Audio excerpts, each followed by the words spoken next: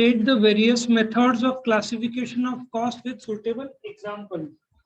ये question 15 marks का आएगा और तुमको पॉइंट बाय पॉइंट लिखना पड़ेगा। मतलब वो वाली बात है, मैं बोलूं कॉस्ट अकाउंटिंग तो तुम क्या बोलोगे सेकंड सेम, मैं बोलूंगा फाइनेंशियल अकाउंटिंग तुम क्या बोलोगे फर्स्ट सेम।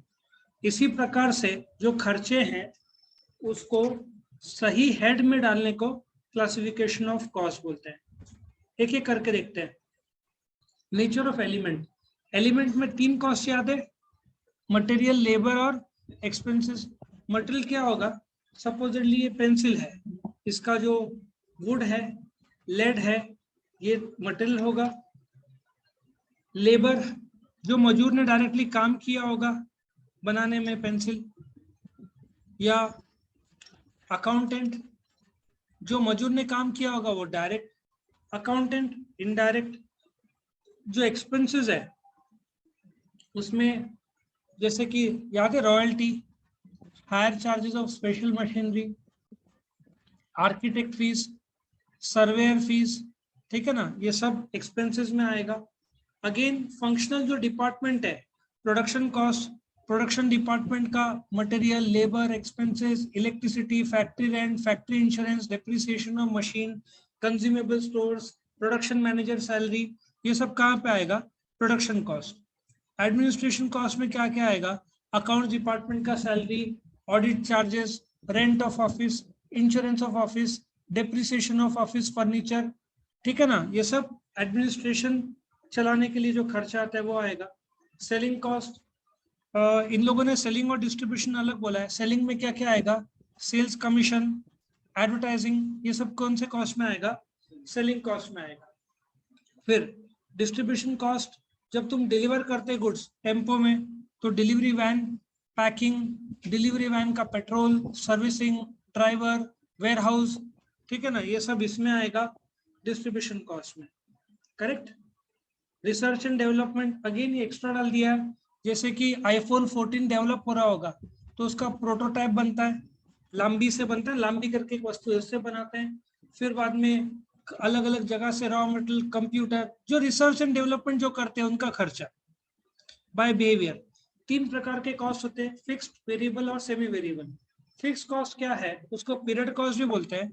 वो कॉस्ट जो बदलेगा नहीं आउटपुट बदलने से। नाउ तुम कॉलेज में ज्यादा जाओ या कम जाओ, कॉलेज का फीस चेंज होगा नहीं। तुम्हारे गाड़ी का इंश्योरेंस, तुम ज्यादा चलाओ या कम चलाओ, क्या इंश्योरेंस चेंज होगा नहीं। तुम्हारे गाड़ी का डेप्रिसिएशन वो चेंज नहीं होगा। तुम्हारे ऑफिस का रेंट वो ज्यादा हो या कम हो, वो चेंज होगा नहीं होगा, ठीक है ना। सो जो सैलरी देते हो, जो आदमी को, जैसे कोई रिसेप्शन में बैठा है उसको पगार है से 8,000 रुपया, वो आउटपुट बढ़े या घटे उसको कितना मिलना है, 8,000। तो फिक्स कॉस्ट जो बदलता नहीं है आउटपुट के बदलने से, rent, depreciation, insurance, fix salary, ये सब फिक्स कॉस्ट में आएगा। वेरिएबल कॉस्ट में एक फैन बनाऊंगा, ऊपर फैन है तो कितने ब्लेड्स लगेंगे, 3। 2 फैन बनाओ तो कितने ब्लेड्स लगेंगे, 6। जो मजदूर काम करेगा, ज्यादा फैन तो ज्यादा ब्लेड्स उसको काम करना पड़ेगा, तो ज्यादा प्रोडक्शन खर्चा। सो वेरिएबल कॉस्ट वो कॉस्ट है जो बदलता है आउटपुट के बदलने से। एक बेस्ट एग्जांपल पेट्रोल, ज्यादा चलाओगे गाड़ी तो पेट्रोल ज्यादा लगेगा, कम चलाओगे तो कम लगेगा। बट गाड़ी का इंश्योरेंस, ज्यादा चलाओ या कम चलाओ इंश्योरेंस तो उतना ही रहेगा। सेमी वेरिएबल, इसमें दोनों के गुण है। Let me give you at least 2-3 examples. Electricity का बिल आता है, उसमें जो मंथली रेंट रहता है, ठीक है ना, मैं तुमको बताता हूँ। जो इलेक्ट्रिसिटी का बिल है, ठीक है ना, ये इलेक्ट्रिसिटी का बिल है, ठीक है ना, इसमें तुम देखो एक फिक्स कॉस्ट रहता है, ठीक है ना। जो रेंट होता है उसमें ये लोग रीडिंग के हिसाब से, और एक फिक्स बाहर रहता है, ठीक है ना। फिक्स्ड से 50 रुपए, 100 रुपए जो भी होगा वो तुम्हारा फिक्स है, वो बदलेगा नहीं। लेकिन तुम जितना इलेक्ट्रिसिटी यूज करोगे वो क्या होगा, वेरिएबल। अभी एक सेल्समैन है, उसको पगार है 10,000 रुपया, लेकिन उसको बोल रहा है कि तू हर, जैसे कार का सेल्समैन है, उसको बोल रहे हैं तू हर कार के पीछे तुझे 1,000 रुपए देंगे। एक महीने में वो 4 कार बेचता है तो कितना मिलेगा उसको, 10,000 प्लस 1,000, 1,000 और 4 मतलब कितना, 14,000। फिक्स्ड और वेरिएबल दोनों का एलिमेंट है, समझ में आया? तो इसको सेमी वेरिएबल बोलते हैं, जिसमें दोनों के गुण हो। डायरेक्ट कॉस्ट, जिसके बिना वस्तु बन नहीं सकता, पेंसिल में लकड़ी, लेड, जो मजूर काम करता है, रॉयल्टी जो देते हैं, उसके बिना बन नहीं सकता। लेकिन जो पैकिंग करते हैं मेन बड़े बॉक्स में, उसके बिना भी बेचा जा सकता है। अकाउंटेंट का सैलरी, ये सब उसके बिना भी बनता है वस्तु। सो इनडायरेक्ट कॉस्ट जो वस्तु में दिखता नहीं है लेकिन फिर भी लगता है कंपनी को, जैसे तुम्हारे जो कंपनी है या कॉलेज है, कॉलेज में लाइब्रेरी के बिना भी सिखाया जा सकता है, लेकिन लाइब्रेरी का भी तो खर्चा है, तो वो क्या होगा? इनडायरेक्ट कॉस्ट होगा। Controllable cost, uncontrollable cost.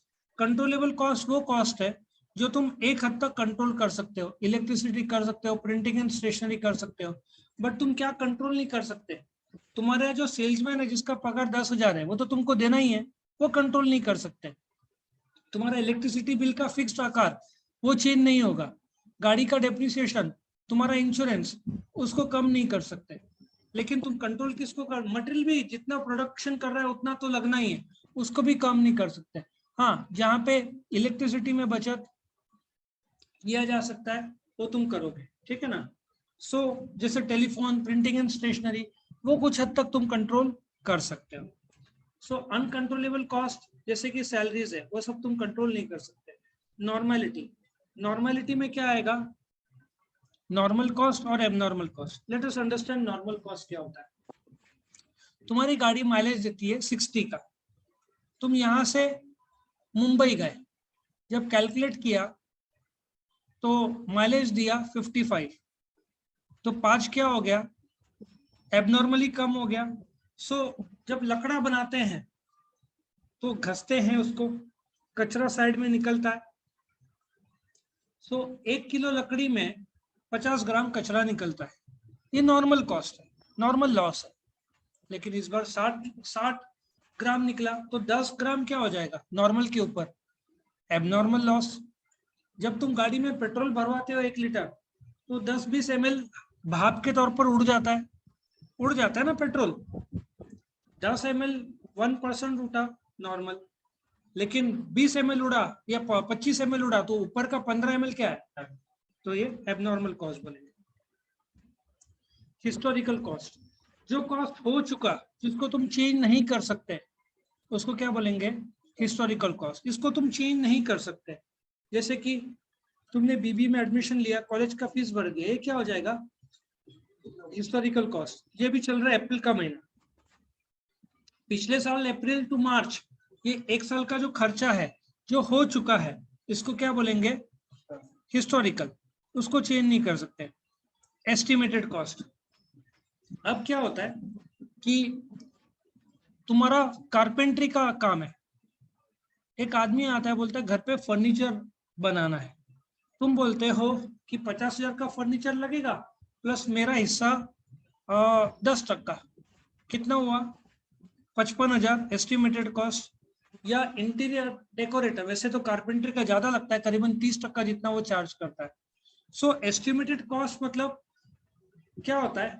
Cost plus contract. बड़े बड़े जहाज जो बनते हैं, गवर्नमेंट ऑफ इंडिया ने बोला कि एक पनडुब्बी बनाओ, पनडुब्बी 10,000 करोड़ की, 8 से 10,000 करोड़ की बनती है। जो बनाने वाला है उसको पता है बहुत लंबा समय और बहुत ज्यादा खर्चा है, उसने बोला 7,000 करोड़ और 8,000 करोड़ लगा, तो उसका वो तो डूब जाएगा।